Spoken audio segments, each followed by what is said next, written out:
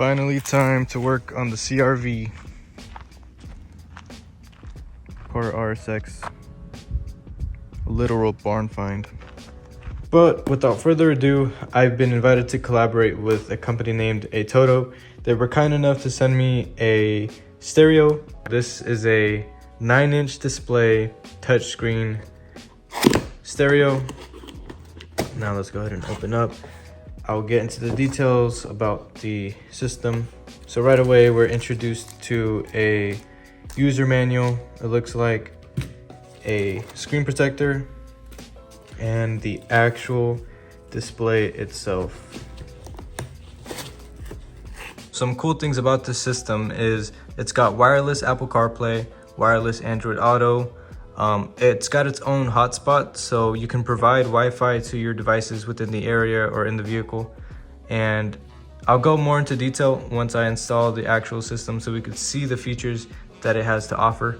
These are all the wiring accessories that come inside the box. This is your 4G antenna. All of them are labeled as well. And this is your GPS antenna. This is your external microphone if you want to run the car's voice system. These are USB plugins in case you have anything. So this, for example, would be your phone link. And this could be like your external storage. And this is going to be your main harness. I will go over this a little bit later once we start to get the harness ready to go. And this, I don't believe I need to use all of these. A majority of those are optional if you're running different types of equipment. So this is your Bluetooth antenna, parking brake. I'm not sure what that could be used for, to be honest with you. Wi-Fi antenna, and this would be a rear camera input. So now it's time to take apart the CRV and, really get down to the bits and see what is going to be used and what isn't. And I'm not gonna lie, I've taken out the stereo before because it locked, so I had to find the password. And lucky for me, it was actually written on the back side of the stereo when I was taking it out. But my point is, whoever did this stereo before didn't secure it in right. So you guys are gonna have to probably take off these panels here at the bottom, unscrew stuff. But as for me, I could just kind of dig my fingers in there and get this stereo out. Oh, just like that. Now, I don't know if it's gonna be the same way for you guys. I highly doubt it. But it's just literally held in by some clips in here. All around, you see? So that's pretty much how you take that out for my car. So I do apologize if I miss out on some steps, man, but this is just pretty much it for me right here. This is the main harness and also this little connection right here. I don't know what this cable is called. This is also my first stereo installation, so if I don't know the proper terms, I hope somebody else does. These last two clips right here are for climate control. And now I have the whole unit out, and let's go ahead and get the new one ready. So we have this old unit on the table. It's a day after that last clip, and I had to buy the wiring harness separately from Amazon. I think it only cost me 12 bucks, I want to say. I'll leave it linked in the description, but we actually have to wire this harness to the one provided by ATOTO. So it'll go into here, plug into here, and then these wires will be wired to the new harness that was provided. It should be pretty straightforward. Match the colors to these colors. Anything remaining off of this is probably an optional wire. So I'm gonna go ahead and get started, and I will do a little time lapse, and when I'm done, I'll explain it and show you the wires that I put together.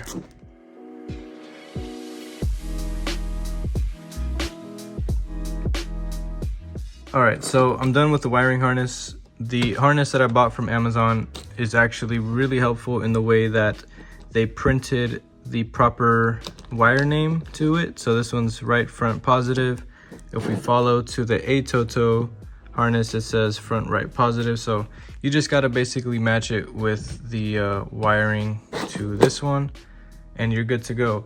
As far as the ones I did not use because they don't apply to my car, is the steering wheel key, audio control jack, and the steering wheel key. So basically, if you have buttons on your steering wheel for different types of controls, you would wire these up to this, but in my case I don't, so they're not in use. I have it plugged in, and just to confirm that it works, I'm going to put it in the on position. Look at that, turn right on. Oh, this is actually really smooth. Dang, the response time is crazy. Wow. So let me show you guys how I ran the GPS antenna and the 4G antenna. This is basically where they're gonna sit. I'm gonna tuck them, you know, a little bit higher, of course, but I just shoved them behind this panel, right in the door jamb, right here. Tucked it all the way under this one, and then you kind of just slide it back pretty much. I didn't have to take off anything. Literally just jam it in there, and then you could slide it underneath and run them through the side into the main area.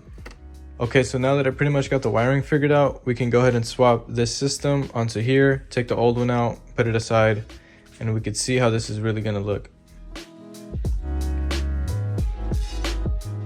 Alright, so unfortunately I am running into my first issue with this.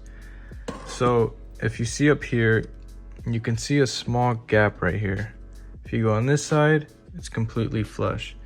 But with the little doubled in rectangle thing that they send you, it's supposed to slide in, right? See, this slides in just fine. Obviously, this does not. And I know this is the right side because it's got these little slotted pieces on there and some screw holes, so you can adjust how deep you want this to go. I'm gonna go ahead and try to fix that real quick. All right, so I fixed it, and all I did was loosen it up with these screws, and I put this in on the side I was not having issues on, and on the side that I just pushed this whole unit away from it, so that way it would open up a gap and I was able to slide this in. Just wanted to show you guys these bolt locations or screw locations. So there's a small one right there. Here's another small one. And basically those two hold up these little brackets, side brackets right here. Same thing on this side. Small screw, small screw. Now they did provide these little spacers / rails if you need to use them. They're also slotted, so you can move them in or out. I didn't need them in my case. I was able to use the OEM bolts and bracket, so that looks completely different. All right, let's go ahead and put it in, put in all of these connections, and turn it on. There you go. Now it's all the way in, and I ran the USB phone link. This is optional, and I ran the 4G SIM card tray. Alright guys, so it's actually been a few months since that last clip you guys just seen. As you know, the Civic is state refed right now, so I got it parked, and I've kind of just been dealing with that.